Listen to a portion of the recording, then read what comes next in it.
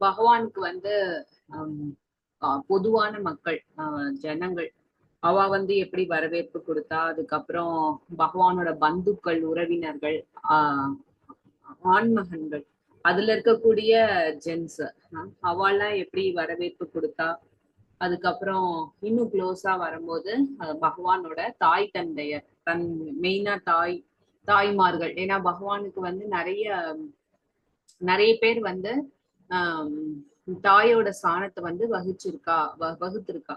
So அதனால அவளோட வரவேற்பு அது எல்லாமே நம்ம வந்து பார்த்தோம். சோ இதுல வந்து ஒரு சின்ன ரீகேப் பண்ணணும் அப்படின்னா, பகவானை வந்து தன்னோட தாய் தேவகி தேவகி தாய் வந்து வசுதேவருக்கு வந்து 18 மனைவியர்கள் இருந்தான்னு பார்த்தோம். அதுல வந்து இங்க குறிப்பா 7 பேர் அப்படின்னு குறிப்பிடப்பட்டிருக்கு. சோ 7 பேருங்கிறது வந்து தேவகியை தலைமையா கொண்ட அவள் தேவகி மற்றும் அவளுடைய 6 சகோதரிகள். அவ எல்லாருமே வந்து வசுதேவர் தான் கல்யாணம் பண்ணிட்டா. சோ தேவகின்னு சொல்றதுனால அவளோட சிஸ்டர்ஸ் சகோதரிகளை மட்டும் வந்து இங்க குறிப்பிட்டு வந்து கொடுக்கிறார். சுக்தேவ் கோஸ்வாமி வந்து சொல்றார், இல்ல சூத்த கோஸ்வாமி வந்து சொல்றார். ஆனா பொதுவா பார்த்தேன்னா வசுதேவருக்கு வந்து 18 மனைவியர்கள் இருந்தா அப்படிங்கிறத பார்த்தோம். இப்ப தேவகி இவ எல்லாருக்குமே வந்து பகவான் வந்து தன்னோட தகுந்த மரியாதையை வந்து தெரிவிக்கிறார்.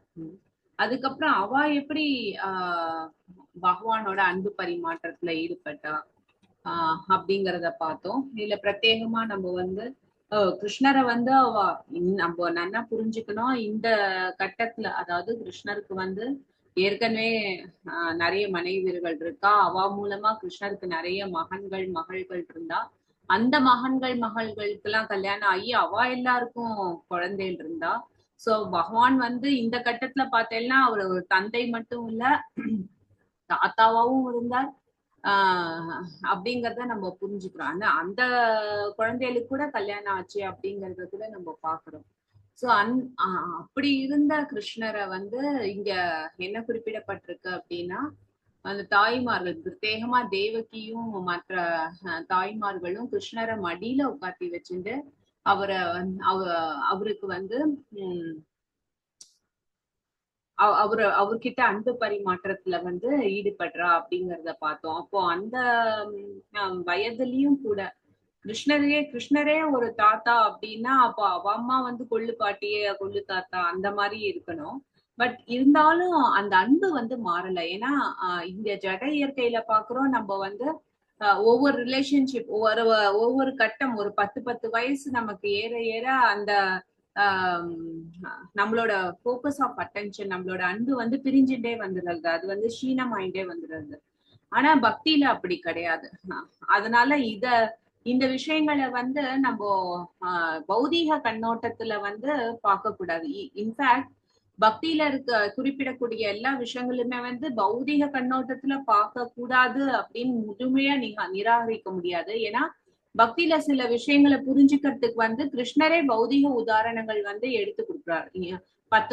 பத்ர பத்மை மாம்பசாம், தாமரை இலையில இருக்கக்கூடிய தண்ணீர் மாதிரி. அதுக்கப்புறம் மத்த பரத்தரமான கிஞ்சித் அஸ்தி தனஞ்சய மயி சர்வமிதம் போதம் சூத்திரே மணிகனா இவ. ஒரு மணி வந்து எப்படி நூல்ல கட்டப்பட்டு இருக்கோ அந்த மாதிரி. அதுக்கப்புறம் மேல ஊத்வ மூலம் அதக சாக்கம், இந்த மெட்டீரியல் வேர்ல்ட் வந்து ஒரு தலைகீழா இருக்கக்கூடிய ஒரு மரம் மாதிரி. அதெல்லாமே பார்த்தேன்னா கிருஷ்ணரே வந்து ஆன்மீக விஷயத்தை விளக்கறதுக்கு பௌதிக உதாரணங்களை வந்து எடுக்கிறார். அதனால பௌதீகத்தை முழுமையா நம்ம நிராகரிக்கிறது இல்ல மாயாவாதிகள் மாதிரி. ஆனா கிருஷ்ணரோட எங்க எந்தெந்த மாதிரி ஆச்சாரியர்கள் விளக்கம் கொடுக்கறாலோ அந்த மாதிரி நம்ம புரிஞ்சுக்கிறோம். அதனால கிருஷ்ணரோட சம்பந்தம் அவரோட தாய் தந்தையர்களோடையோ மனைவியர்களோடயோ இதெல்லாமே வந்து பௌதீகத்துக்கு அப்பாற்பட்டது. அதனால நம்ம இன்னும் சாதக பக்தர்களா இருக்கிறதுனால நம்மளால சப்த பிரமாணத்தை அப்படியே ஏத்துக்க முடியும். ஆனா இன்னும் ரியலைசேஷன் வரல, இன்னும் அனுபவம் நமக்கு வந்து வராததுனால நம்ம இப்ப சரிக்கு ஆச்சாரியர்கள் என்ன விளக்கம் கொடுக்கறாலோ அதை அப்படியே நம்ம வந்து அக்செப்ட் பண்ணிக்கிறோம். கேள்வி கேட்க கூடாதுன்னு இல்ல, நம்ம அந்த லெவலுக்கு வரும்போது அப்போ நம்ம புரிஞ்சுக்க முடியும், உணரவும் முடியும். இப்ப சரிக்கு நம்ம வந்து ஆசிரியர்களோட உரைகள் மூலமா நம்ம அதை வந்து அப்படியே ஏத்துக்கிறோம். சோ இங்க சூத்த கோஸ்வாமி என்ன சொல்றாரு அப்படின்னா, நிறைய பௌதிகத்துக்கும் ஆன்மீகத்துக்கும் நிறைய சிமிலாரிட்டிஸ் இருக்கு. அதனால பௌதிக உணர்வையும் ஆன்மீக உணர்வையும் நம்ம ஓரளவு ஒன்னா பார்க்க முடியும். ஆனா ஒரு அளவுக்கு மேல நம்ம பார்த்தோம் அப்படின்னா இது நம்மளால காம்ப்ளிகேட் பண்ண முடியாது, அச்சிந்தியமா இருக்கு நமக்கு. அதுக்கு மேலேயும் என்ன குறிப்பிடப்பட்டிருக்குன்னா, அந்த தாய்மார்களோட தாய்மார்களுக்கு வந்து பால் சுரந்தது மார்பகத்துல அப்படின்னு குறிப்பிடப்பட்டிருக்கு. சோ இதுதான் நம்ம வந்து பௌதிகமா புரிஞ்சுக்க கூடாது. ஏன்னா பௌதிகத்துல நம்ம பாக்குறோம், நமக்குன்னு ஒரு ஃபேமிலி வந்துருது அப்படின்னா தாய் தந்தையர்கள்கிட்ட நம்ம விலகி இருக்கோம், இல்ல சேர்ந்து இருந்தாலும் நம்மளோட ரெஸ்பான்சிபிலிட்டி மத்த இடங்கள்ல தேவைப்படுறதுனால இந்த அன்பு கொஞ்சம் க்ஷீணமாயிடுறது. அதனால நம்மளால அதை வந்து உணர முடியல. ஆனா இங்க கிருஷ்ணரோட பிரேமை, கிருஷ்ணரோட அவ தாய் தந்தையர் கொண்டு இருந்தது வந்து வாத்சல்ய ரசம். அது வந்து பாவத்துக்கு மேல இருக்கு, சாய் பாவத்துல இருக்கு. அவளுக்கு நிரந்தரமா அந்த அந்த உணர்வை வந்து பகவான் கொடுத்துட்டே இருக்கார். தன்னோட வாத்சல்ய பிரேமைக்குண்டான அன்பு பரிமாற்றத்தை பகவான் வந்து அவளோட தாய் தந்தையர்களுக்கு கண்டினியூஸா கொடுக்குறாரு, அது க்ஷீணம் ஆகல. அதனால என்ன வயதுல இருந்தாலும் அந்த கிருஷ்ணனோட தாய் ஸ்தானத்துல இருக்கக்கூடிய எல்லாருக்குமே அந்த அன்பு வந்து குறையாம இருந்தது. அப்ப அன்பு குறையாம இருந்ததுன்னா எப்படி ஒரு குழந்தையை நம்ம பார்த்தா நமக்கு பூரிப்பு ஏற்படுறதும் அந்த மாதிரி அந்த தேவகிக்கும் அவளோட சகோதரிகளுக்கும் ஏற்பட்டதுனால பால் சுரந்தது அப்படிங்கறத இங்க ஆச்சாரியர்கள் வந்து விளக்குறார். அதுல நம்ம பார்த்தோம், ரூப கோஸ்வாமி வந்து பக்தி ரசாமிருதுல வந்து சொல்றாரு, பிரத்யேகமா கிருஷ்ணருக்கு யாராவது ஒரு பொதுவா விஷ்ணு பக்தர்கள் இருக்கா, அதுல பிரத்யேகமா கிருஷ்ணர் மேல யாருக்கு கவனம் இல்லைன்னா அன்பு ஏற்படுறதோ பக்தி ஏற்படுறதோ அவ வந்து ரொம்ப ரொம்ப சிரேஷ்ட ஸ்பெஷல்னு சொல்றார். தத்ராபி ஏகாந்தினாம் சிரேஷ்டக கோவிந்த கிரீட மானசக. யாரோ எந்த ஒரு மனிதருக்கு வந்து கிருஷ்ணனோட லீலைகள் மேல ஈர்ப்பு ஏற்படுறதோ அவெல்லாம் ரொம்ப சிறந்தவர்கள் அப்படின்னு குறிப்பிடப்பட்டிருக்கு. அவர் வந்து அதுலயும் கோவிந்தா அப்படிங்கிற வார்த்தையை யூஸ் பண்றாரு, அது கிருஷ்ணரை குறிக்கிறது. அதுவும் பிருந்தாவனம் கோவிந்தாங்கிற நாமும் கிருஷ்ணருக்கு எங்க கொடுக்கப்பட்டதுன்னா இந்திரனால கிருஷ்ணர் கோவர்தன பாஸ்ட் டைம்ஸ் போது, கோவர்தன லீலை போது இந்திரன் வந்து மன்னிப்பு கேட்கறதுக்காக சுரபி பசுவை வந்து கூட்டின்னு வரார் கூட. அப்போ அவருக்கு பாலால அபிஷேகம் பண்ணப்படுறது. அப்போ கோவிந்த நாமம் வந்து இந்திரனால கொடுக்கப்பட்டது கிருஷ்ணருக்கு. அப்கோர்ஸ் அது இட்டர்னலா இருக்கு, ஆனா இந்திரன் அந்த வாய்ப்பை வந்து பிரயோகம் பண்ணிட்டார் அந்த நாமத்தை சூடுறதுக்கு.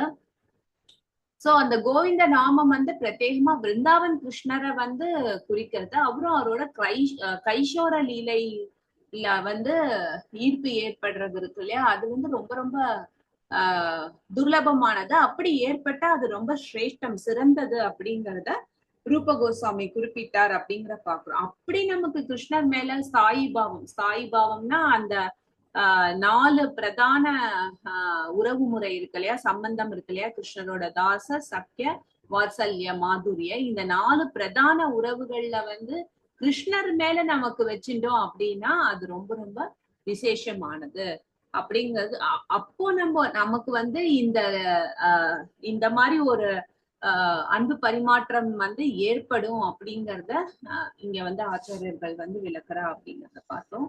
அதுக்கப்புறம் மேற்கொண்டு இப்ப வாத்சல்ய பாவத்திலே இவ்வளவு அன்பு பரிமாற்றம் இருக்குன்னா அப்போ மாதுரியத்தை பத்தி சொல்ல ஆரம்பிக்கிறார் 30வது ஸ்லோகத்துல வந்து.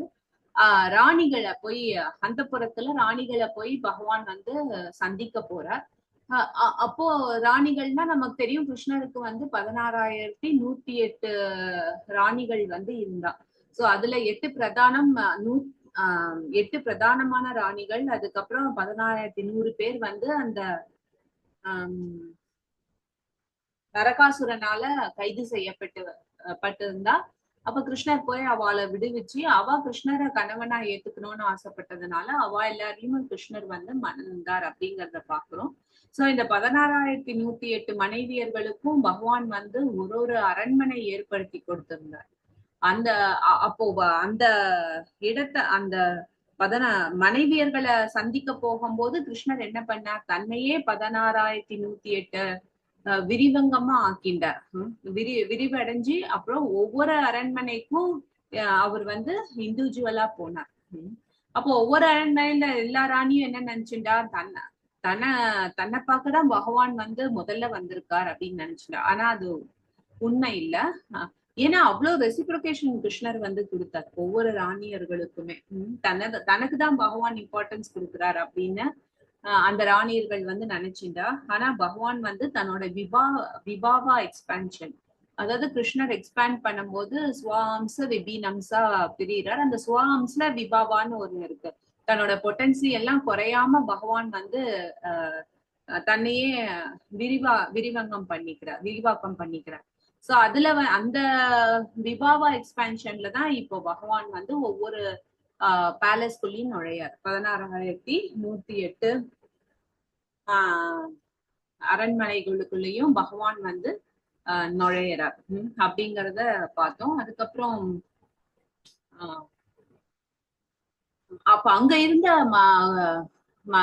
மனைவியர்கள், அதாவது அந்த ராணிகளோட உணர்வு எப்படி இருந்தது, கிருஷ்ணரை தூரத்துல இருந்து பாக்குறா, அப்ப அவளோட உணர்வு எப்படி இருந்தது அப்படிங்கறத 31ல பாக்குறோம். அவளுக்கு வந்து நாணம் ஏற்பட்டது, வெக்கம் ஏற்பட்டது. அதனால தலையை குனிஞ்சுண்டா.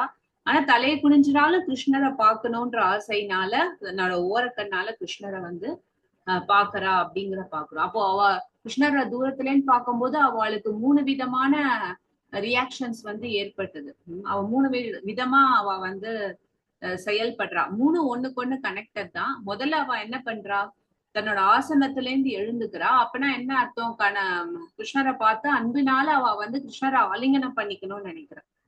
முதல்ல அவளோட உடல் வந்து ஆசனத்துல இருந்து எழுந்தது, மனம் வந்து ரொம்ப உற்சாகமா இருந்தது.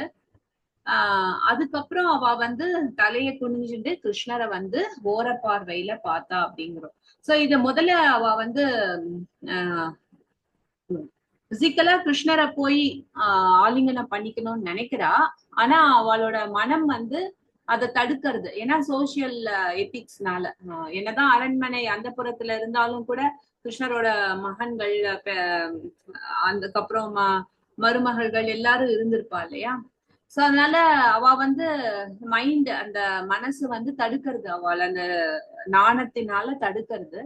அப்போ அவளுக்கு வந்து அந்த மனசு வந்து தேவைப்படலை. ஏன்னா கிருஷ்ணரை சந்திக்கிறதுல அந்த மனசு தடுக்கிறது இல்லையா. அதனால முதல்ல உடலை வந்து நிராகரிச்சுட்டா. அதுக்கப்புறம் மனம் தடுக்கிறதுனால அதையும் நிராகரிச்சுட்டு பகவான தன்னோட ஆத்மாவினால ஆலிங்கனம் பண்ணிக்கிறா அப்படிங்கறத வந்து இங்க வந்து விளக்குறார் விஸ்வநாத் சக்கரவர்த்தி தாக்கூர். சோ அது வந்து ஒரு தன் உணர்வோட செயல், அது இன்வாலண்டரியா வருது, அது வந்து தன் இயல்பாவே வருது அவளுக்கு.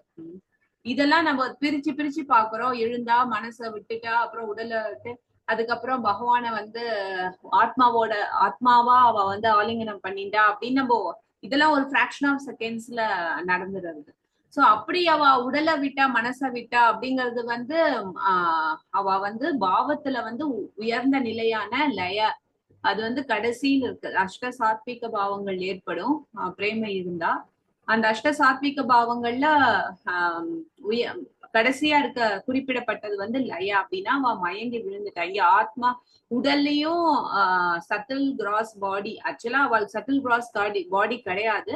பட் இங்க லீலைக்காக அவ வந்து வச்சுட்டு இருந்த அந்த உடலும் ஆன்மீகமயமானதுதான். பட் ஒரு லீலைக்காக இந்த மாதிரி எல்லாம் அவ பண்றா. சோ அவ வந்து மயங்கி விழுந்துட்டா, மூர்ச்சி அடைஞ்சிட்டா அப்படிங்கறத இங்க வந்து குறிப்பிடுறார் விஸ்வநாத் சக்கரவர்த்தி தாக்கூர். அதனால அவ அது மேலேயும் அதுக்கப்புறமும் வந்து அவ தன்னோட விரதத்துல இருந்து எழுந்தா அப்படின்னு குறிப்பிடப்பட்டிருக்கு. மனத்துல இருந்து எழுந்தா, ஆசனத்துல இருந்து எழுந்தா, மனத்துல இருந்து எழுந்தா, மயக்கம் அடைஞ்சா, விரதத்துல இருந்தும் எழுந்தா அப்படின்னு குறிப்பிடப்பட்டிருந்தது. விரதம்னா அதுக்கு வந்து ஒரு கல்யாணமான பெண் வந்து கணவனை விட்டு பிரிந்து இருக்கும்போது கணவன் தன் கூட இல்ல அப்படின்னா அவ சில விரதங்களை வந்து கடைபிடிச்சுருக்கா. அது வந்து யாக்ஞவல்கியர் வந்து அதை குறிப்பிடுறதா நம்ம பார்த்தோம். ஆஹ் போன கிளாஸ்ல நம்ம பார்த்தோம். யாக்ஞவல்கியர் வந்து சில விஷயங்கள் சொல்றார். அதாவது ஒருத்தர் ஒரு சேஸ்ட் ஒய்ஃப், ஒரு கற்புக்கரசியான பெண் மனைவி வந்து கணவன் கூட இல்லாத போது அவ வந்து சோசியல் கேதரிங்ஸ்க்கு எல்லாம் போறது இல்ல, அப்புறம் ரிலேட்டிவ்ஸ் எல்லாம் சந்திக்கிறது இல்ல, சத்தமா சிரிக்கிறது இல்ல. அப்படி இதெல்லாம் ஒரு போஸ்ட் ரூல் கிடையாது. ஒரு ஒரு மனைவிக்கு வந்து தன் கணவன் மேல இயல்பான அன்பு இருக்கும் போது அந்த கணவன் வந்து தன்னோட மனைவி வந்து நல்லா ப்ரொடெக்ட் பண்ணி பாத்துக்கிறார், தர்மத்தின்படி அந்த கணவன் வாழறாருன்னா இயல்பாவே அந்த மனைவிக்கு வந்து அந்த கணவன் மேல ஈர்ப்பு இருக்கும். அந்த ஈர்ப்புனால சில விஷயங்கள் அது இல்ல, அவரு கணவர் வந்து கூட இல்லங்கும் போது அவ அந்த மனைவி வந்து கணவனை வந்து மிஸ் பண்றா. அப்படிங்கும் போது சில விஷயங்களை அவளே வந்து ஒரு தபஸா மேற்கொள்றா. என்னோட கணவன் இல்லாதனால எனக்கு வேற எந்த விஷயத்துலயுமே வந்து ஈடுபாடு இல்ல அப்படிங்கறத வந்து உணர்றா.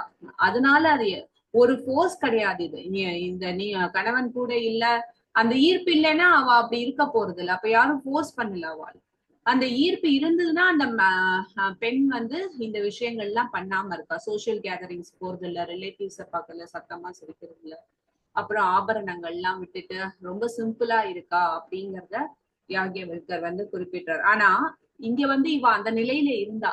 ஏன்னா கிருஷ்ணரை விட்டு இவ பிரியறது இல்ல, மனசால கிருஷ்ணரோட எப்போதுமே நினைச்சுட்டு இருக்கா. ஆனாலும் அந்த விரதங்கள் அவ வந்து கிருஷ்ணர் இல்ல, கிருஷ்ணர் அதனால தான் வந்து சிம்பிளான வாழ்க்கையை வாழ்ந்தா. முடியெல்லாம் அலங்கரிச்சுக்காம, நகையெல்லாம் போட்டுக்காம சிம்பிளா அவ வந்து இருந்தா. பட் கிருஷ்ணரை பார்த்த உடனே அவளோட ஆனந்தம் அவளுக்கு ஏற்படுறது. அப்ப அந்த விரதத்தை எல்லாம் விட்டுட்டு அவ அந்த அந்த நிலையிலேருந்து எழுந்துக்கிறா. அந்த நிலையிலேருந்து தன்னை உயர்த்திக்கிறா. ஆனாலும் இன்னும் அவளுக்கு வந்து ஆபரண அணிகள்லாம் இன்னும் போடல.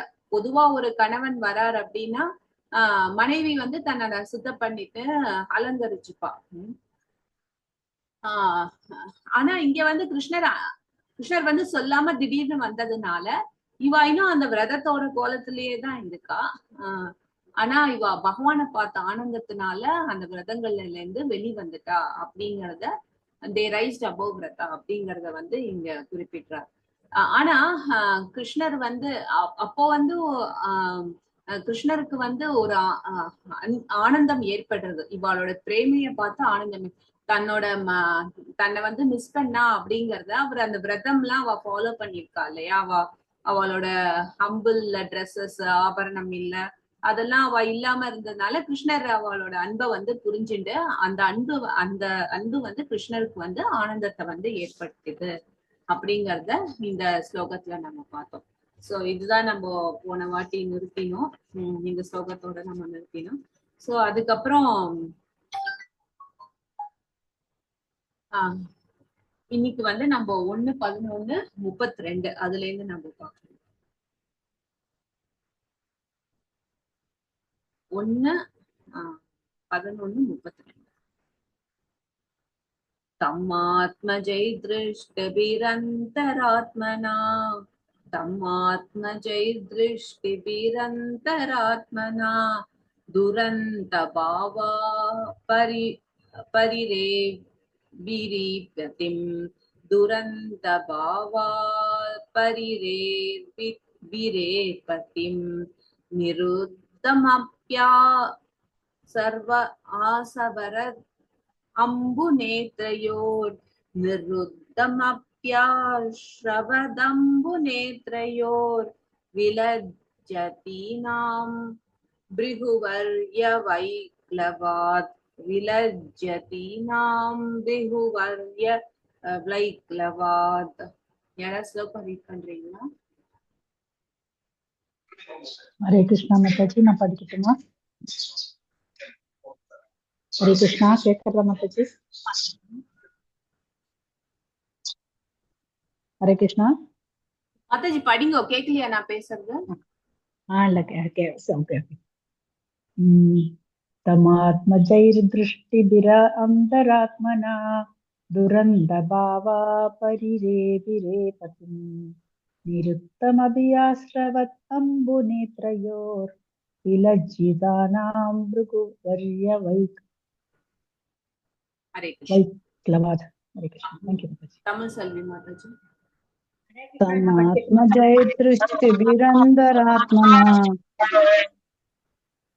दुरन्दभावा परिरेभिरेपदिं निरुक्तम् अभ्याश्रवतम्बुनेत्रयोर् विलज्जतीनां भृगुवर्य वैक्लवात्.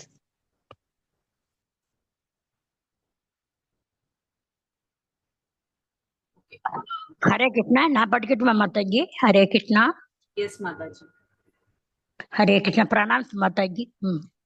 तम आत्मजैर्दृष्टिभिर् अंतरात्मना दुरंद भावः परिरेभिरे पदिं निर्तम अभि आश्रवत् अम्बुनेत्रयोर विलजिदीनां भृगुवर्य वैक्लवात्. हरे कृष्णा. थैंक यू माता जी. வேர்ட் டு வேர்ட் யார் ரீட் பண்றீங்க?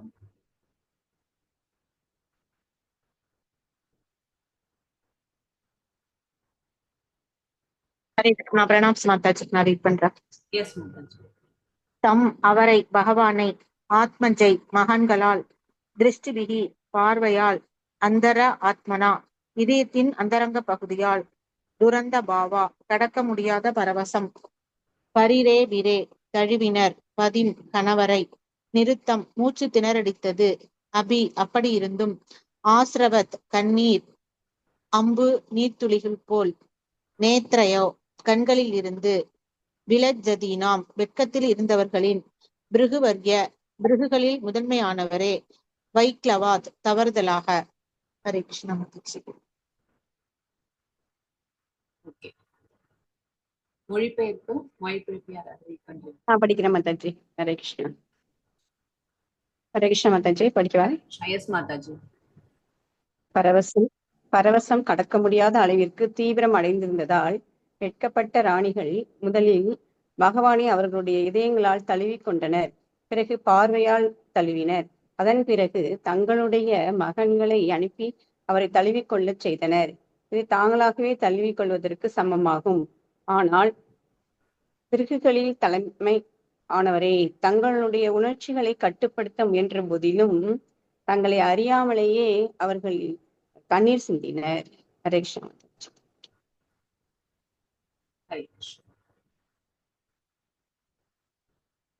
மேலும் அந்த ராணிகளோட உணர்வுகள் வந்து இங்க குறிப்பிடப்பட்டிருக்கு. சோ ஒரு விஷயம் நம்ம தெளிவா புரிஞ்சுக்கணும். இந்த வர்ணனைகள் எல்லாமே வந்து அவளுக்கு பகவான் மேல இருந்த தூய அன்பின் பிரேமை காரணமா இந்த விஷயங்கள்லாம் நடக்கிறது. இத வந்து நம்ம ஜட உலகத்தோட காமத்தை வந்து நம்ம கலந்துடக்கூடாது. நான் ஏற்கனவே சொன்ன மாதிரி ஆச்சாரியர்கள் என்ன விளக்கம் கொடுக்கறாளோ அதை அப்படியே நம்ம வந்து ஏத்துக்கிறோம். அந்த புரிதலும் உணர்வும் வந்து நம்ம அந்த நிலைக்கு வரும்போது நமக்கு கிருஷ்ணர் அதை வந்து அந்த சக்தியை வந்து கொடுக்கிறார், தன்னை யோகமாய பிரபாவத்தை வந்து கொடுக்கிறார். ஆனா இப்ப சதிக்கு நம்ம வந்து சாதக நிலையில இருக்கும் போது இன்னும் நமக்கு அனர்த்தங்கள் இருக்கு. அதனால நம்ம இத வந்து லோகாகிய பிரேமை காமத்தோட பிரேமையை கலந்து நம்ம வந்து பார்க்க கூடாது.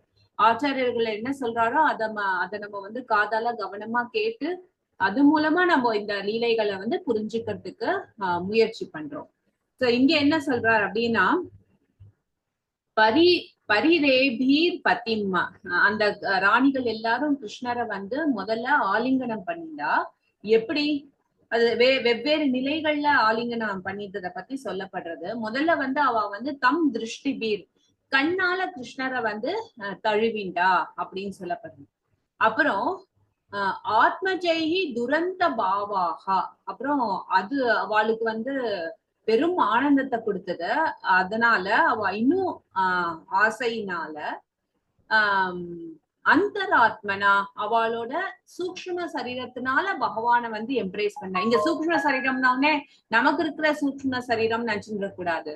நமக்கு இருக்கிறது மனம் புத்தி பொய் அகங்காரம். அவளுக்கு இருக்கிறது மனம் புத்தி ரியல் ஈகோ. அதாவது அவ வந்து பகவானோட குவீனா இருக்கா, அவ பகவானோட மனைவியர்களா இருக்கான்னா அது ஒரு நார்மல் ஹியூமன் பீ நார்மலா இருக்கக்கூடிய பெண்ணா இருக்க முடியாது இல்லையா? சோ அவளுக்கு இருக்கிற மனம் புத்தி உண்மையான அகங்காரம் வந்து டிரான்செண்டல் பிளாட்ஃபார்ம்ல முக்குணங்களுக்கு அப்பாற்பட்டிருக்குன்னா அவளோட சொரூப சரீரம் அது. அதுக்கும் மனம் புத்தி அகங்காரம் இருக்குன்னா மைண்ட் அத இங்க நம்ம பார்க்கக்கூடிய ஜட இயற்கையில இருக்கக்கூடிய மனத்தோட தன்மையெல்லாம் வந்து தன்மை குவாலிட்டிஸ் வந்து இருக்கு. ஆனா அது ஜட இயற்கையினால ஆக்கப்பட்ட மனம் கிடையாது. அதனால இங்க வந்து முதல்ல கண்ணால பகவான வந்து பருகிறா, ஆலிங்கனம் பண்ணிக்கிறா. அதுக்கப்புறம் அந்த ஆசையும் தீராம மேற்கொண்டு அவ மனதால பகவான வந்து ஆலிங்கனம் பண்ணிக்கிறா. சட்டில் பாடிஸ்னு குறிப்பிடப்பட்டிருக்கு. அது வந்து அந்தராத்மனா அப்படிங்கிற வார்த்தை வந்து குறிக்கிறது. கோ பிருகுவரிய இங்க வந்து யார கூப்பிடுறா? இந்த சௌனகாதியர்கள் எல்லாருமே வந்து பிருகுவோட வழியில வந்தவா. சோ பிருகுவரியன் சௌனகாதி ரிஷிகளை வந்து குறிப்பிட்டார் சூத கோஸ்வாமி. நம்ம அது அந்த தடத்திலேயும் வெளில வந்துடக்கூடாது. இது எல்லாமே முதல் காண்டத்துல இருக்கிற எல்லா வர்ணனையுமே சூத கோஸ்வாமிக்கும் சௌனகாதி ரிஷிகளுக்கும் தான் நடக்கிறது. 2வது காண்டத்துல தான் அது பரிஷ்யத்துக்கும் சுகதேவ் கோஸ்வாமிக்கும் ஆக போறது. சோ முதல் காண்டத்துல இருக்கிற எல்லா வர்ணனையுமே உரையாடலுமே வந்து சூத கோஸ்வாமிக்கும் சௌனகாதி ரிஷிகளுக்கும். அதுல வந்து சூத கோஸ்வாமி இப்போ நரேட் பண்ணிட்டு இருக்காரு. அதனால நடுவுல வந்து இந்த பிருகுவரிய அப்படின்னு கூப்பிடுறது வந்து யாருன்னா சௌனகாதி ரிஷிகளை. ஓ பிருகுவரிய நிருத்தம் அப்பி அவ வந்து அந்த ஆனந்த கண்ணீர் ஏற்படுறது. ரொம்ப நாள் பகவான விட்டு பிரிஞ்சு இருந்துட்டா. இப்ப கண்ணாலையும் தன்னோட மனதாலையும் பகவான் ஆலிங்கனம் பண்ணிக்கும் போது அவளுக்கு கண்ணுல இருந்து நீர் பெருகி வருது. ஆனா அவ வந்து அதை தடுத்து வச்சுக்கிறா.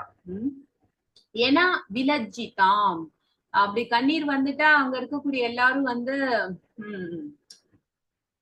என்ன மாதிரி எடுத்துப்பான்னு தெரியாது. ஒரு சோசியல் எத்திக்ஸ்னால அவ வந்து வெக்கத்தினால விலஜ்ஜிதாம் எம்பராஸ்மெண்ட் ஒரு மாதிரி கூச்சத்தினால வைக்கலவாத் ஆஷர்வத் அம்பு நேத்ரையோர் அவ என்ன பண்ணா? தன்னோட கண்ணுல இருக்க நீரை வந்து யாருக்கும் தெரியாம அவ வந்து தொடச்சுட்டா. இது வந்து நம்ம ஓரளவு நம்ம மெட்டீரியலாவும் நம்ம புரிஞ்சுக்க முடியும் இல்லையா? ஏதாவது சோசியல் கேதரிங்ல இருக்கோம் அப்படின்னா ஒரு ரொம்ப நாள் பார்க்காத ஒரு க்ளோஸ் ரிலேட்டிவ்ல மகனோ மகளோ ஃபாரின்ல இருக்கா. அப்ப நம்ம ஏர்போர்ட்டோ ரயில்வே ஸ்டேஷனோ போறோம். ரொம்ப வருஷம் கழிச்சு நம்ம பாக்குறோம். அப்படிங்கும் போது நமக்கு அந்த அன்பு பெருகிறது. அந்த கண்ணுல வந்து தண்ணீர் வருது. ஆனா அங்க இருக்கக்கூடிய மக்கள் எல்லாம் பார்த்தா என்ன நினைப்பாலும் நினைச்சு நம்ம கண்ணெல்லாம் தொடச்சுக்கிறோம்ல, தெரியாம தொடச்சுக்கிறோம்ல. அந்த மாதிரி இந்த ராணியர்களும் வந்து தன்னோட அன்பை வெளிப்படுத்தினா. ஆனா அது விலஜ வெக்கமா இருந்ததுனால அவ கண்ணை வந்து கண்ல இருந்து நீர் வந்ததை வந்து தொடச்சுண்டா அப்படிங்கறத வந்து இங்க வந்து குறிப்பிடுறா. சோ இந்த இந்த இந்த ஸ்லோகம் வந்து பகவானை எப்படி ராணியர்கள் வந்து ஆலிங்கனம் பண்ணிண்டா, அவளுக்கு வந்து வெக்கம் இருந்தாலும் பகவானை எப்படி ஆலிங்கனம் பண்ணிண்டா பிசிக்கலா இல்ல, பட் கண்களாலேயும் மனதாலேயும் சூட்சும சரீரத்தாலையும் அவ வந்து ஆலிங்கனம் பண்ணிக்கிறார் கிருஷ்ணர். இங்க ஆத்மஜா அப்படிங்கிறது வந்து அவ மனத்துல இருக்கக்கூடிய ஆசைய வந்து குறிப்பிடுறது. அவளுக்கு இருக்கக்கூடிய அந்த இன்டென்ஸ் பிரேமா, பகவான் மேல இருக்கக்கூடிய அந்த பிரேமைய வந்து அந்த ஆத்மஜ அப்படிங்கிற வார்த்தை வந்து குறிப்பிடுறதா விஸ்வநாத சக்கரவர்த்தி சொல்றாரு. சோ அவ முதல்ல என்ன பண்ணா? கண்களால பகவான வந்து பருகிறா. கண்களால பகவான வந்து ஆலிங்கனம் பண்ணிக்கிறா. அதனால அவ கண்கள் வந்து ரொம்ப பிரகாசமா தெரியறது. அதுக்கப்புறம் கிருஷ்ணர் வந்து என்ன பண்ணிட்டாரு? கண்களால அவக்குள்ள போனதுனால அப்புறம் மனதால அவ வந்து பகவான வந்து ஆலிங்கனம் பண்ணிக்கிறா அப்படிங்கறத விஸ்வநாத சக்கரவர்த்தி தாக்கூர் சொல்றார். சோ இது வந்து கோபியர்கள் லீலையிலயும் நம்ம பார்க்க முடியும். ஒரு கோபி என்ன பண்ணாலாம், இது வந்து 10வது காண்டம் 32வது அத்தியாயம் 8வது ஸ்லோகத்துல குறிப்பிடப்படுறது. தம் காஷ்டின் நேத்தர் அந்திரேன ஹிருதி கிருத்வா நிமீலியாச்ச புலங்காங்கி உபகுஷ்யஸ்தே யோகிவானந்த சம்ப்ளுதே. ஒரு கோபி வந்து பகவான வந்து அப்படியே எடுத்து கஷ்டித்தம் அப்படியே எடுத்து நேத்திர ரந்திரேன தன்னோட கண் மூலமா விழுங்கி ஹிருதயத்துல வந்து வச்சுட்டாலாம்.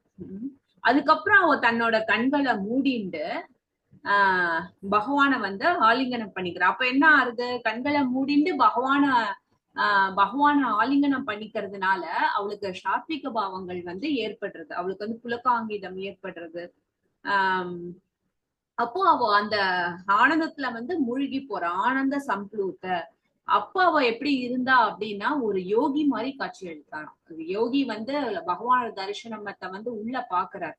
நமக்கு தெரியும் இல்லையா, யோகி வந்து ஒரு தாரணம், அவருக்கு ஒரு ஆப்ஜெக்ட் ஆஃப் மெடிடேஷன் தேவைப்படுறது.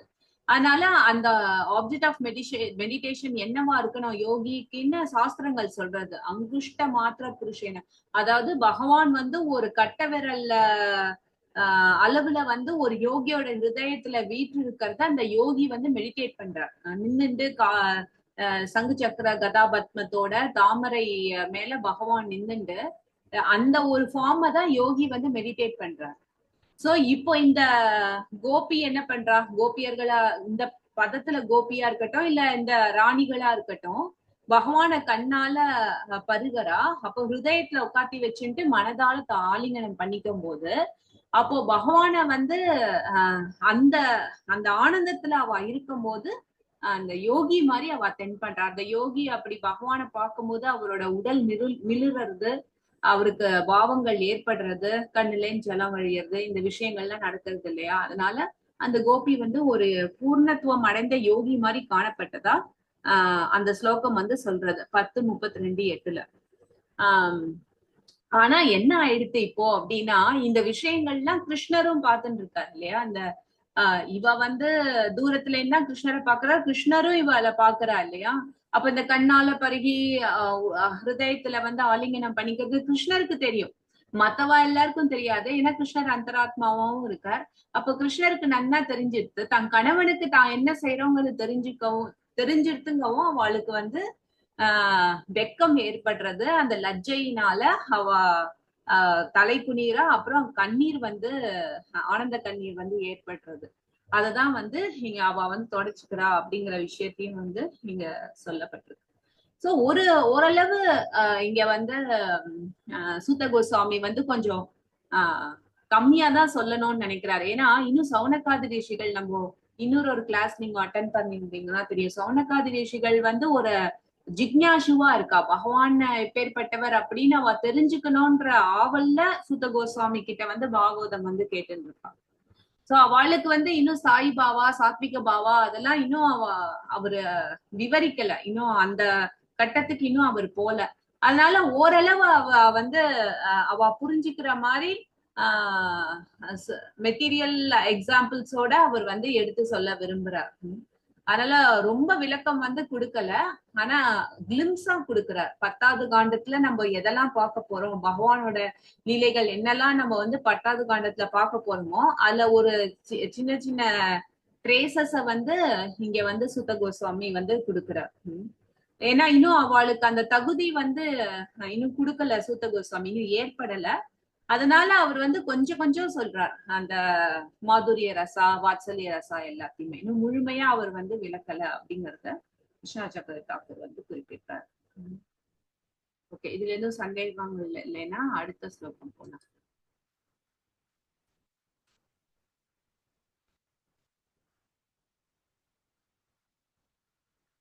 ஸ்லோகம் நம்பர் மாத்தலையா,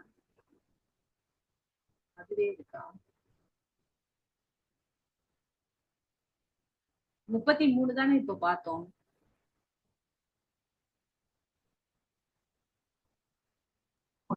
பார்த்தோம் மாதாஜி, 33 பார்க்கணும். ஓ 33 பார்க்கணுமா, சாரி. ஓகே, 32 பார்த்தோம், 33 1:11:33. இந்த ஒரு 30-35 இந்த ஒரு 6 ஸ்லோகங்களுமே இந்த டாபிக் பொறுத்துதான் வரும். ராணியர்களோட பகவானோட அன்பு பரிமாற்றம் அதை பொறுத்துதான் வரும். ஓகேவா? சோ 1:11:33.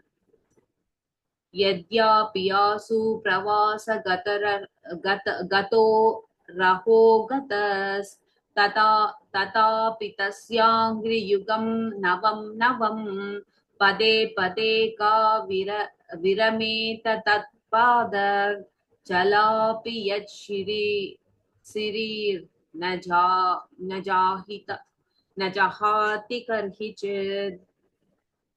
யார் ஸ்லோகம் சொல்றீங்க?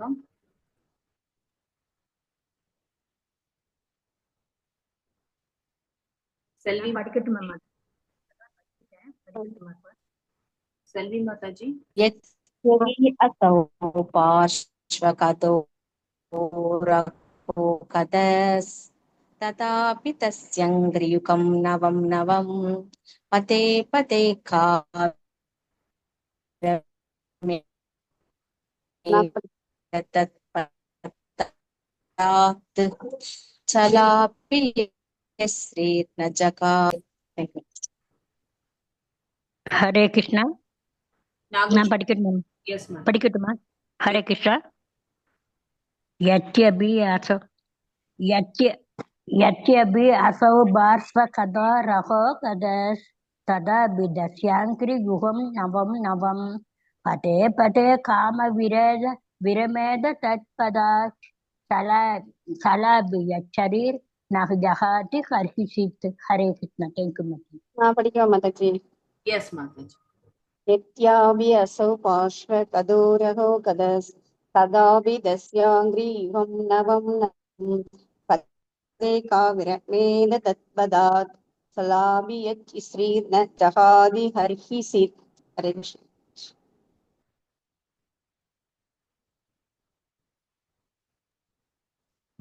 हरे कृष्णा. माताजी. எஸ் மாதாஜி. यद्यप्यसौ प्राश्वगतो रहो गदस् तदापि तस्याङ्घ्रियुगं नवं नवं पदे पदे का विरमेद तत्पदात् चलाभि यच्छरीर न जहादि कर्हिचेत्. हरे कृष्णा. थैंक यू माता. பத்மாவதி மாதாஜி. हरे कृष्ण माताजी. प्रणाम माताजी. यद्यपि असौ पार्श्वगतो रहो गदस् तथापि तस्याङ्घ्रियुगं नवं नवं पदे पदे का विरमेद तत्पदात् चलाभि यश्रीर्न जहादि कर्हिचित्. Thank you माताजी. हरे कृष्ण. வேர்ட் டு வேர்ட் யார் ரீட் பண்றீங்க?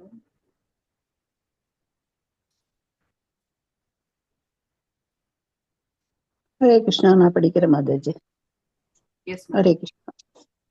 யதி எனினும் அபி நிச்சயமாக அசௌ அவர் பகவான் ஸ்ரீ கிருஷ்ணர் பார்சவகத பக்கத்திலேயே ரககத பிரத்யேகமாக தனிப்பட்ட முறையில் ததாவி ஆயினும் தஸ்ய அவரது அங்கிரியுகம் பகவானின் பாதங்கள் நவம் நவம் புதிது புதிதாக பதே பதே அடி பதே ஒவ்வொரு அடியிலும் கா யார் விரமேத அதிலிருந்து விடுபட முடியும் தத்பதாத் அவரது பாதங்களிலிருந்து சலாபி அசையும் யத் யாரே ஸ்ரீ லட்சுமி தேவி ந ஒருபோதும் இல்லை ஜகாதி விட்டு விலகுகிறாள் ஹர்ஹிஸ் எச்சமயத்திலும். ஹரே கிருஷ்ண மாதாஜி.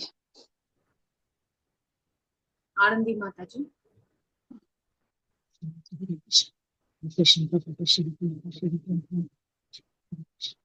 பகவான் ஸ்ரீ கிருஷ்ணர் உபயராது அவர்கள் பக்கத்திலேயே இருந்த போதிலும் அவரது பாதங்கள் அவர்களுக்கு ஒவ்வொரு தடவையும் புத்தம் புதியதாகவே காட்சியளித்தன.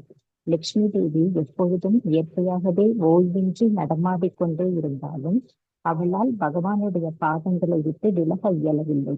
எனவே அத்தகைய பாதங்களில் ஒருமுறை புகலிடம் கொண்ட எந்த பெண்ணால் அவற்றை விட்டு விலக இயலும்? ஹரி கிருஷ்ணன். ஓகே. சோ மேற்கொண்டு இந்த ஸ்லோகத்துல வந்து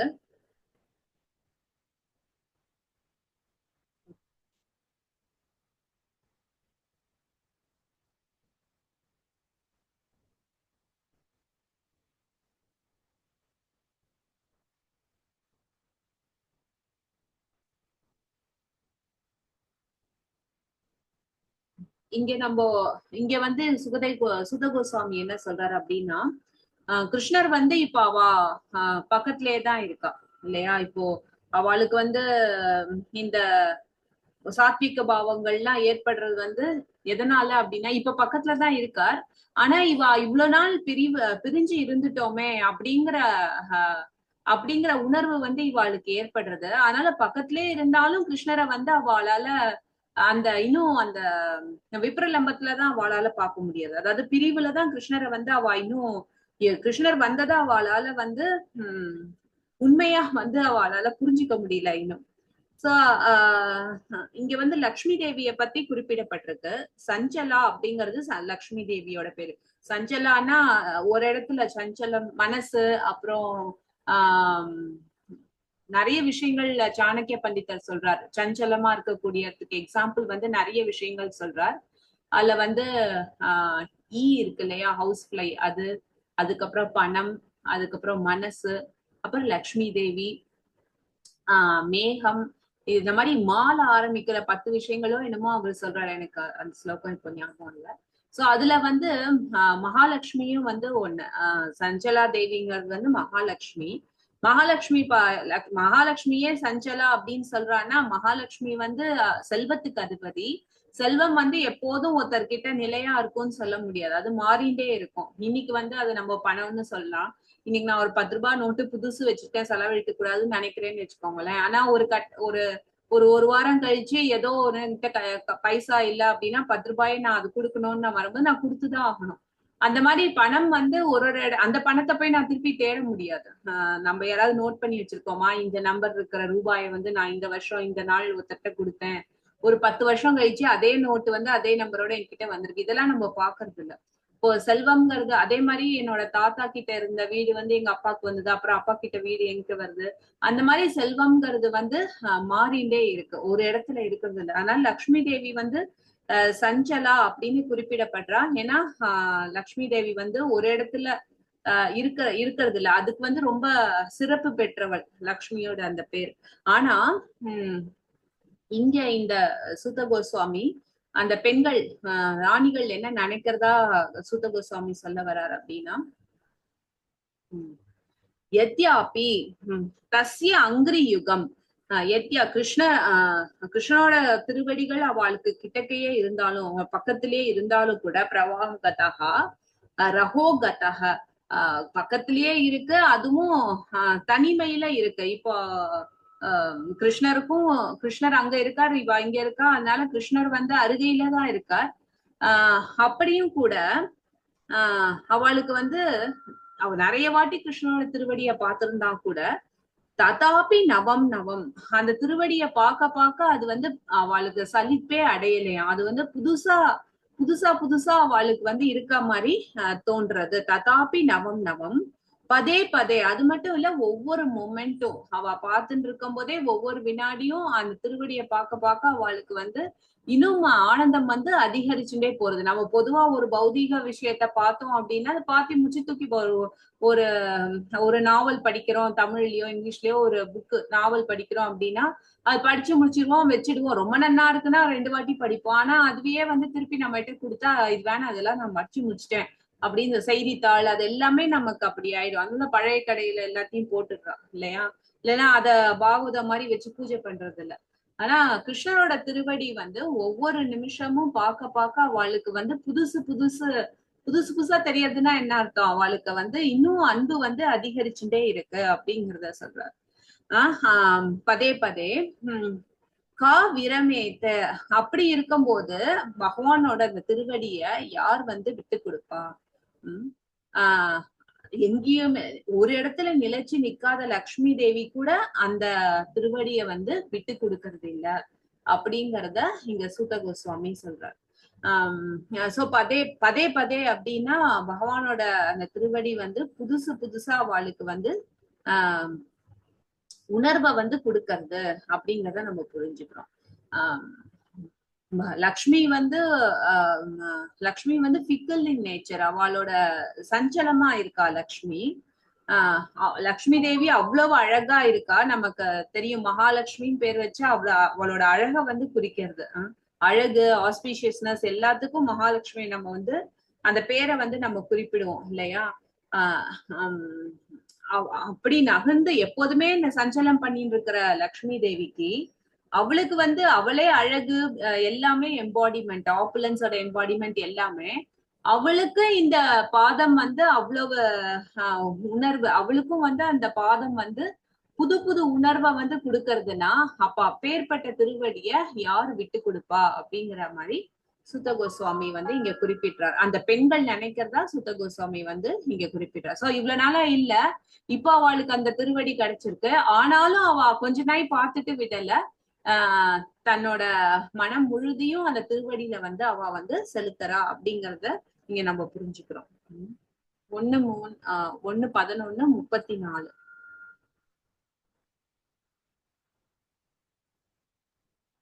एवं नृपाणां श्रुतिभारजन्मनां एवं उर्वाटी रीड पण्ற एवं नृपाणां श्रुतिभारजन्मनां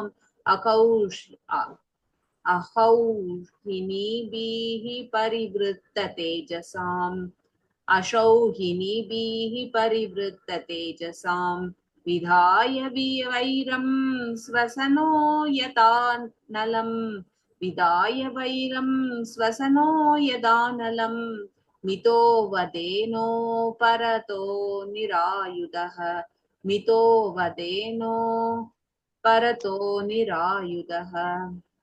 யாராவது ஒருத்தர் மட்டும் ஸ்லோகம் நான் படிக்கிற மாதாஜி.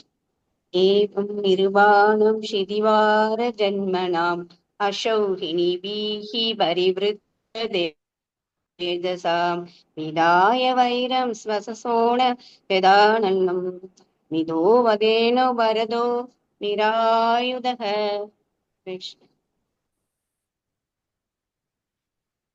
வேர்ட் டு வேர்ட் யார் ரீட் பண்றீங்க? ஹரே கிருஷ்ணா. பிரணம்ஸ் மாதாஜி. எஸ் மாதாஜி. ஏவம் இவ்வாறாக நிர்வாணம் அரசர்கள் அல்லது நிர்வாகிகளின் சிதி பார பூமியின் பாரத்தை ஜன்மனாம் அவ்வாறு பிறந்த அசௌஹினிபிஹி குதிரை யானை தேர் மற்றும் காலாட்படைகளின் பலத்தை பெற்றிருந்த பரிவிருத்த அத்தகைய சூழ்நிலைகளால் திமிர் பிடித்தவர்களாகி தேஜசாம் சக்தி விதாய உருவாக்கி வைரம் விரோதம் ஸ்வசன காற்று மற்றும் குழல் செடிகள் ஆகியவற்றின் சேர்க்கை யதா உள்ளபடி அனலம் தீ மித ஒன்றோடொன்று வதேன அவர்களை கொள்வதால் உபரத பழுவை குறைத்தார் நிராயுத அப்போரில் பங்கு கொள்ளாமல் அவராலேயே. ஹரே கிருஷ்ணா. தேங்க்யூ மாதாஜி. ஹரே கிருஷ்ணா. மொழிபெயர்ப்பு யார் ரீட்?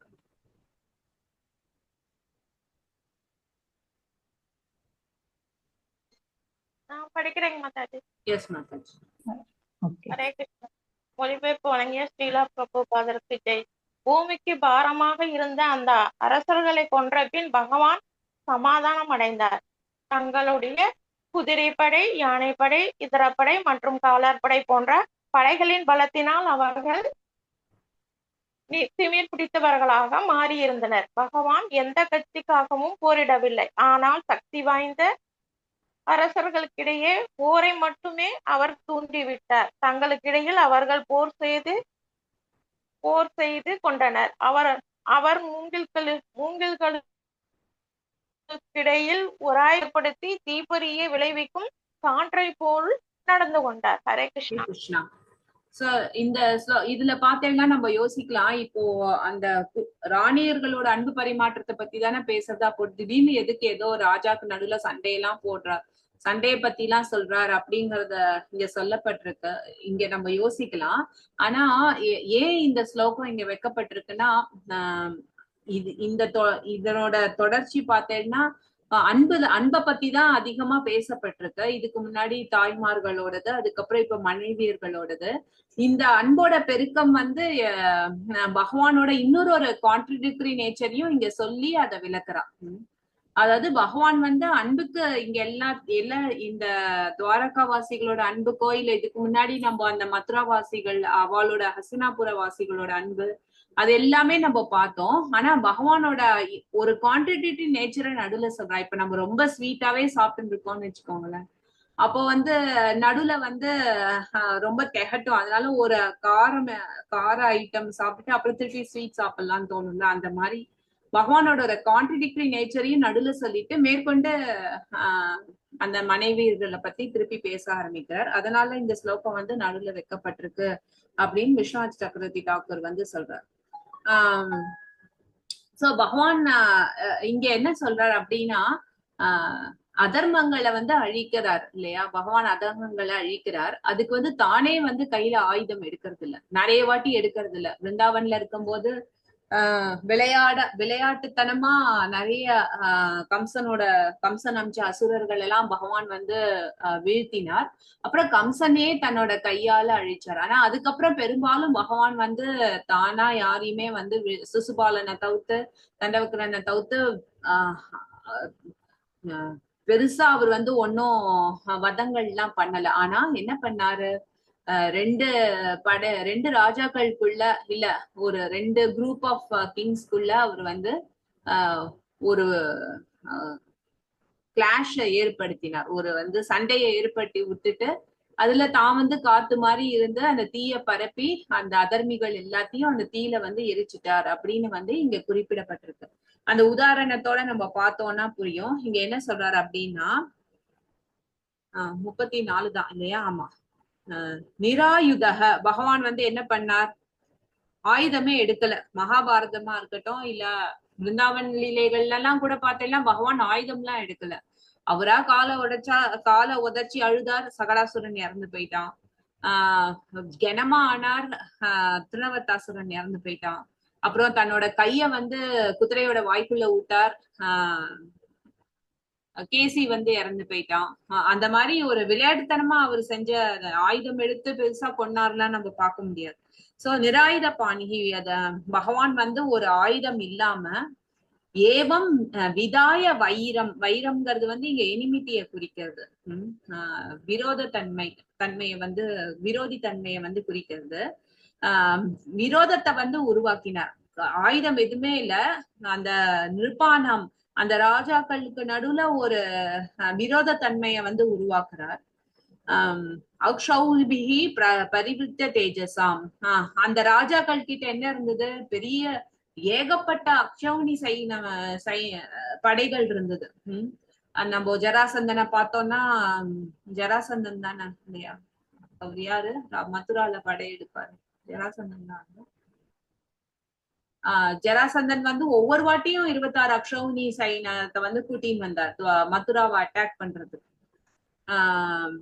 அந்த மாதிரி அவளோட ரொம்ப பவர்ஃபுல்லா இருந்த அந்த படைகள் அதெல்லாத்தையும் சேர்த்து என்ன ஆச்சு, பூமிக்கு பாரம் ஜாஸ்தி ஆயிடுச்சு.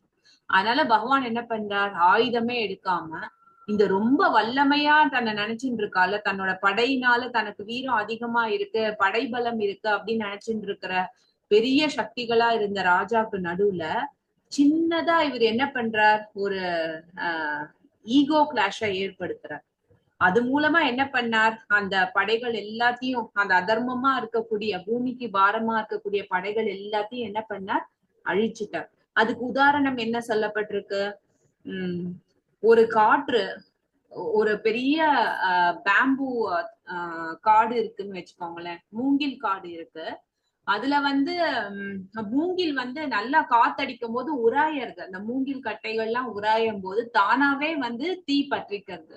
அத தாவா அக்னி அப்படின்னு சொல்றோம். காட்டுல பிடிக்கிற நெருப்புக்கு இதுதான் காரணம் நம்மளால சொல்ல முடியாது. தானா காற்று தீ பற்றின்றதுன்னா அதை அடைக்கிறது மழையாலதான் முடியும். அந்த மாதிரி இங்க கிருஷ்ணர் என்ன பண்ணாருன்னா, அந்த காத்தா செயல்பட்டார். அந்த மூங்கில் உராயறதுக்கு ஒரு கருவியா அவர் செயல்பட்டார். மத்ததெல்லாம் தானாவே தான் அழிச்சுட்டான் அந்த ராஜாக்கள் எல்லாம். சோ பகவானுக்கு அன்பு ஒரு சக்தி இருந்தாலும் இந்த தர்மத்தை காப்பாத்துறதுக்காக அழிக்கிறதுக்கும் பகவான் தன்னோட சக்தியை உபயோகிச்சுக்கிறார் அப்படிங்கறத இந்த ஸ்லோகம் மூலமா சொல்றா. அப்ப இங்க நீங்க உவமேயத்தை பொருத்தி சொல்ல முடியுமா? இந்த மூங்கில் யாருக்கு உதாரணமா சொல்லப்படுறது? மூங்கில் யாருக்கு உதாரணமா சொல்லப்படுறது? படை வீரர்களுக்கு, ராஜாக்கள். அதான் போரிடுறதுக்கு. அந்த தீ எதுக்கு உதாரணமா சொல்லப்படுறது? தீ காற்றுதான் கிருஷ்ணர். தீ வந்து தீ தெரியுது. தீ எதுக்கு உதாரணம்? கெட்டவர்களை அழிக்கக்கூடிய அதுதான் இந்த தீ வந்து போர் தான் மாட்டது, போர் தான் தீ. போரா போ இல்ல, இந்த ஸ்லோகத்திலே இருக்கு, நீங்க ஸ்லோகத்தை நன்னா பாருங்க.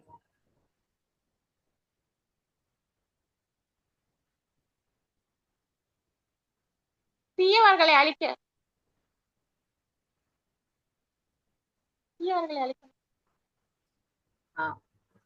இங்க வந்து அந்த தமிழ்ல அவ்வளவா தெளிவா சொல்லலன்னு நினைக்கிறேன். அவளோட இங்க பலம், திமிரு பிடித்தவ, திமிரு, அது என்ன, ஈகோ இருக்குல்ல, அவளோட ஃபால்ஸ் ஈகோ, அந்த அகங்காரம் மமக்காரம் அதெல்லாம் தான் இங்க வந்து தீயா கன்சிடர் பண்ணப்படுறது. அப்போ காத்து வந்து எதுக்கு குறிப்பா சொல்லப்படுறது, உவமையா சொல்லப்படுறது? பகவான் கிருஷ்ணர். சோ பகவான் என்ன பண்றார், அந்த ராஜாக்களுக்கு நடுவுல உரசலை மட்டும் ஏற்பட்டு விடுறார். ஏற்கனவே அவாக்குள்ள இருக்கிற தீய குணங்கள் வந்து அங்க நெருப்பா மாறி அவாலேயே அது வந்து அழிச்சுக்கிறது அப்படிங்கறத இந்த உதாரணத்தோட எடுத்து சொல்றார். சோ ஓகே, சோ டைம் ஆயிடுத்து. எதுவும் சந்தேகங்கள் இருந்தா தெரியல. இன்னும் ஒரு ஸ்லோகம், அதுக்கப்புறம் ஆக்சுவலா இந்த அத்தியாயம் சின்னதுன்னு நினைச்சேன், பட் நிறைய விஷயங்கள் இருக்கு டிஸ்கஸ் பண்றதுக்கு. அதனால 36 to 39 வந்து பகவானோட திவ்யமான குணங்களை பத்தி பார்க்கணும். இதுலயே இன்னும் ஒரு ஸ்லோகம் இருக்கு. பரவாயில்ல, நம்ம அடுத்த வாரம் ட்ரை பண்ணலாம் முடிக்கிறதுக்கு. எதுவும் சந்தேகங்கள் இருந்தா கேட்கலாம்.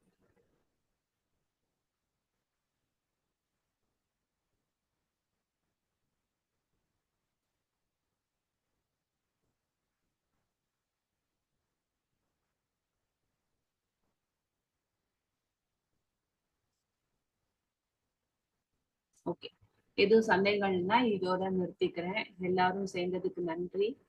ग्रंथराज श्रीमद् भागवतम की जय। वांछा कल्पतरुभ्यश्च कृपा सिन्धुभ्यो पतितानां पावनेभ्यो वैष्णवेभ्यो नमो नमः। अनंतकोटि वैष्णव की जय। श्रील प्रभुपाद की जय, गुरुदेव की जय। Thank you.